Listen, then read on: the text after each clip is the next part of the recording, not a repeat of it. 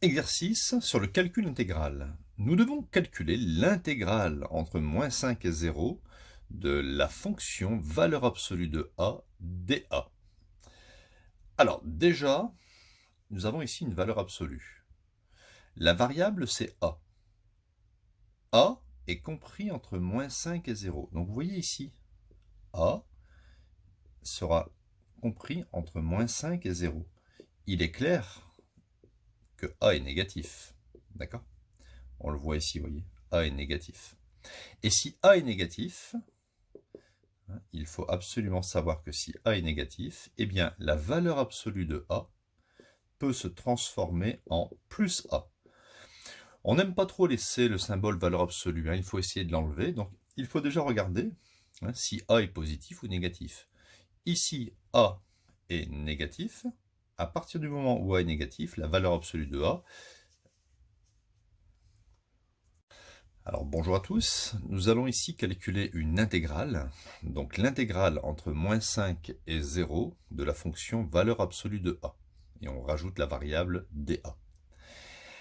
Dans une intégrale, il y a une fonction. Ici, la fonction possède des, on va dire, des doubles barres. C'est une valeur absolue. Donc il faut essayer de transformer cette écriture. Alors, ici, la variable a, puisqu'on travaille avec une variable a, elle est comprise entre moins 5 et 0. Il est évident que, regardez, a est négatif. D'accord? A est plus petit que 0. Et si a est plus petit que 0, ou égal, alors la valeur absolue de a est égale à moins a. C'est un petit rappel de seconde. Effectivement, si vous dites valeur absolue de moins 4, c'est bien égal à l'opposé de moins 4, ce qui est égal à plus 4, puisqu'on sait que le résultat d'une valeur absolue, c'est toujours positif. Si a est positif, la valeur absolue de a, c'est plus a, et si a est négatif, la valeur absolue de a, c'est moins a.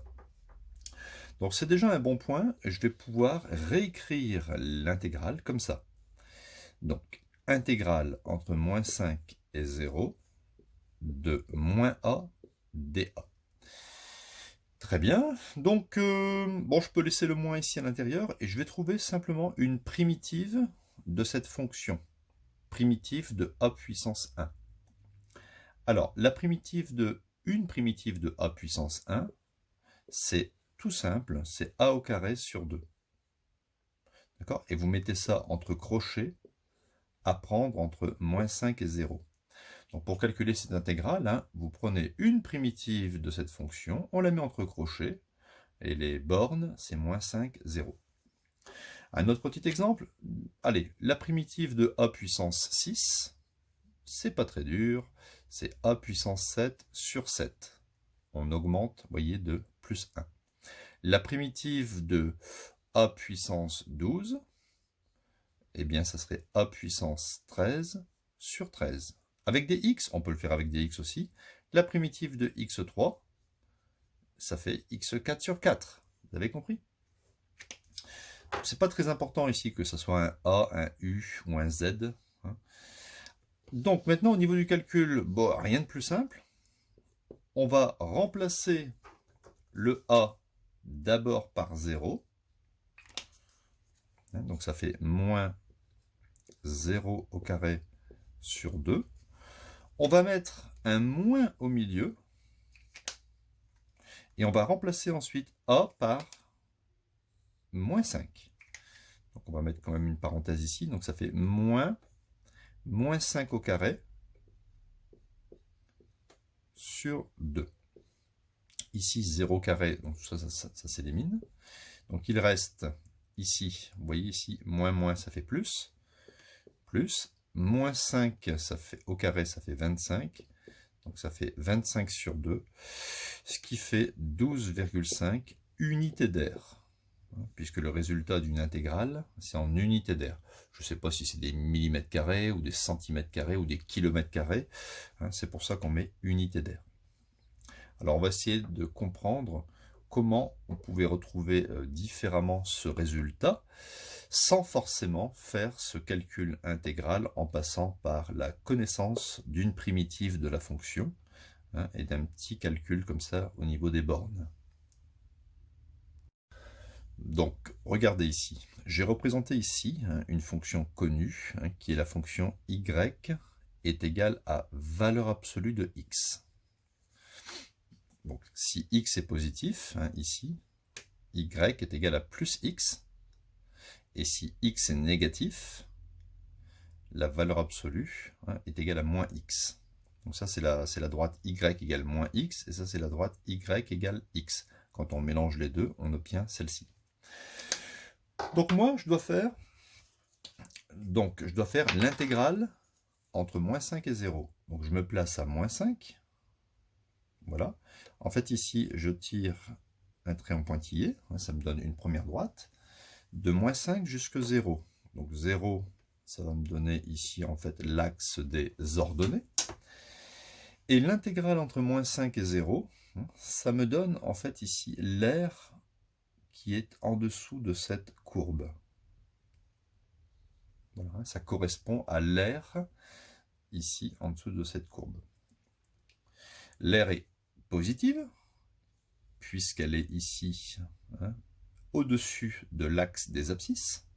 Si c'était en dessous, ce serait une aire comptée négativement. Ce n'est pas une aire géométrique. Les aires géométriques, bien sûr, comme en troisième, hein, l'aire d'un cercle, d'un rectangle, c'est toujours positive. Mais avec les intégrales, on peut obtenir des aires négatives. Ça dépend si la fonction elle est au-dessus de l'axe des abscisses ou en dessous. Bon, ici, elle est au-dessus, ça sera une aire comptée positive. Alors, on y va. On va calculer cette aire, hein, comme on sait le faire. Donc, l'aire, c'est un petit triangle. D'accord? Donc, c'est base. Donc, quelle est la base? Eh bien, de moins 5 à 0, bien sûr, il y a une distance de 5. Base fois la hauteur.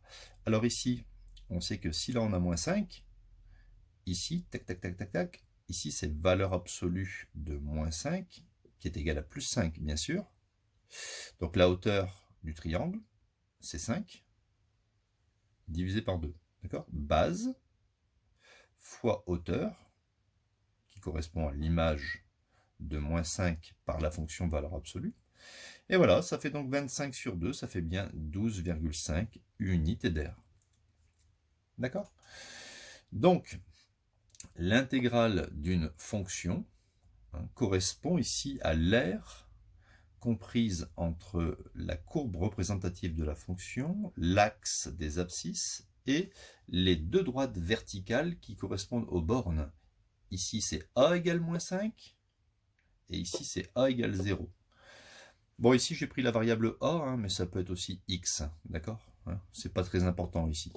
La variable, ça peut être x dx ou u du. Voilà, hein, donc bon, il y aura plein d'autres vidéos sur le calcul intégral, hein, c'est toujours à peu près la même chose.